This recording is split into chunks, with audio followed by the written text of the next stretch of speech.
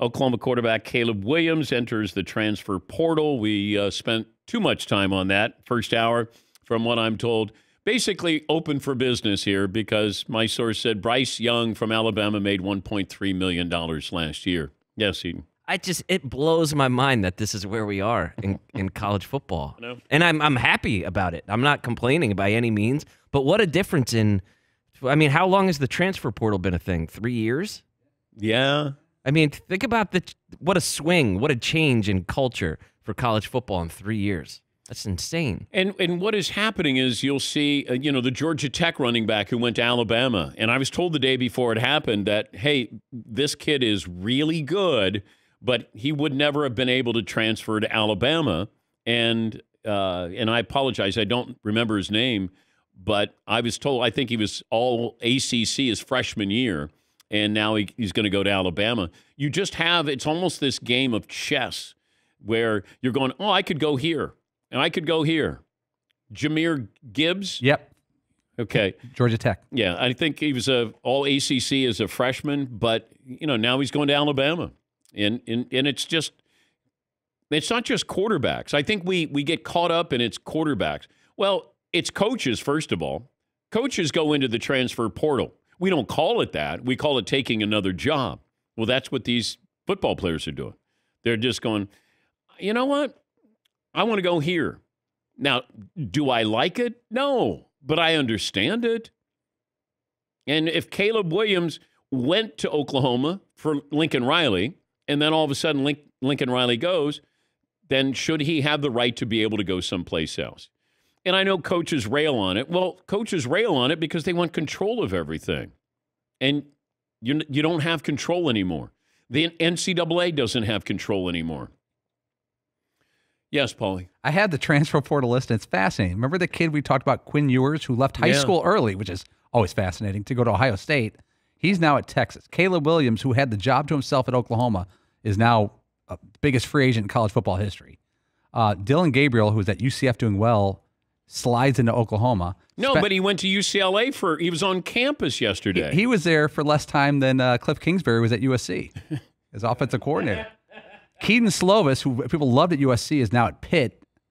You can go on and on. Bo Nix, who was the savior at Auburn a few years ago, is now at Oregon. I know. Yeah. And usually what you do is follow the coaching tree. If somebody was with that quarterback on that staff, chances are if they got a job or promotion, then they might follow them. So it makes that transition a little bit easier. Yes, Eden. Is it going to be more difficult to tell which quarterbacks are talented moving forward with everybody jumping around? Meaning that if you get a chance to watch somebody in a system or something and you could get to see what they're good at and what they're not great at. But if they jump from, Auburn to Oklahoma to UCLA, are you going to get a better read on them? Well, at least I have a little bit more of a sample size. It's harder to assess, I think, these guys who have talent for 1 year at Oklahoma, talent 1 year at Ohio State, talent 1 year at Alabama. You're just not quite sure. And that's where if I get a couple of years in a system, feels like I have a better read on somebody. But, yeah, they're going to be bouncing around and playing in different systems, and, it might be a little bit harder to assess just how good they are. But they want playing time. You want name, image, and likeness. You want to capitalize on that as well. And now it's a free marketplace. You're open for business here. And I think that's what Caleb Williams may go back to Oklahoma, but my gut feeling is he's not. If Dylan Gabriel was at UCLA for a day and then transfers to Oklahoma, I'm going to guess you're not transferring to Oklahoma to sit behind Caleb Williams for the next 2 seasons, unless you knew something. Yeah, see. Who's to say that all of a sudden Notre Dame doesn't come up with $5 million and be like, you want to play here?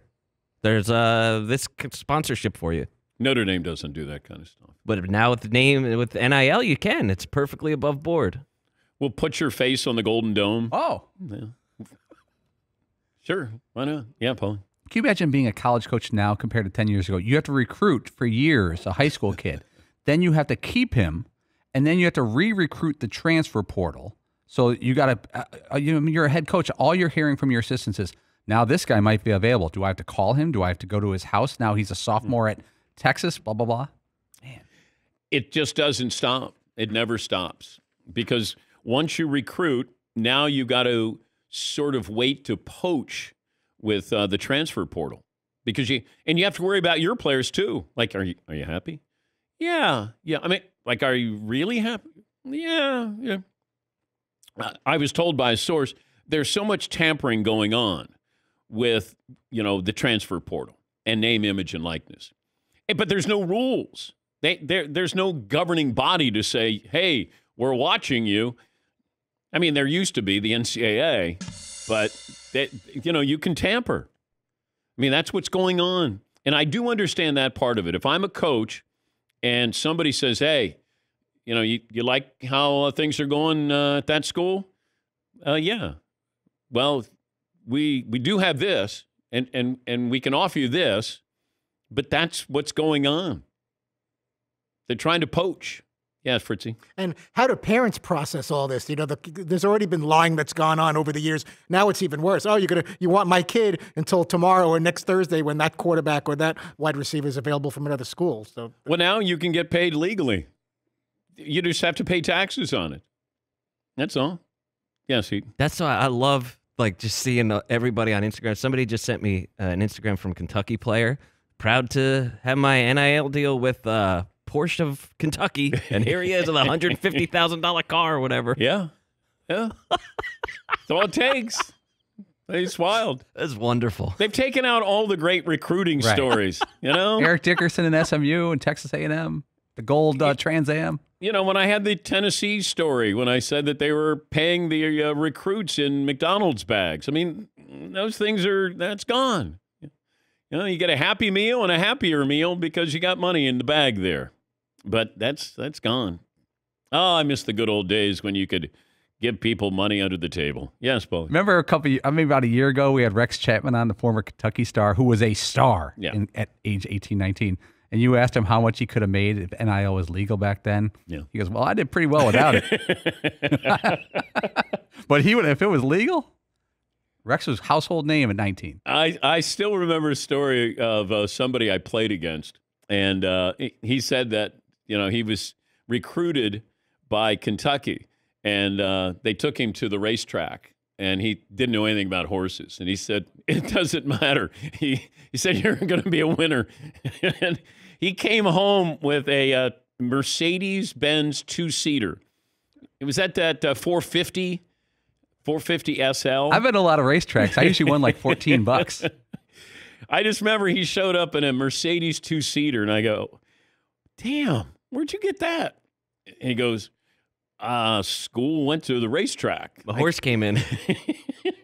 How much horsepower you got in there? It'll probably come in the same, got some winners next year as well.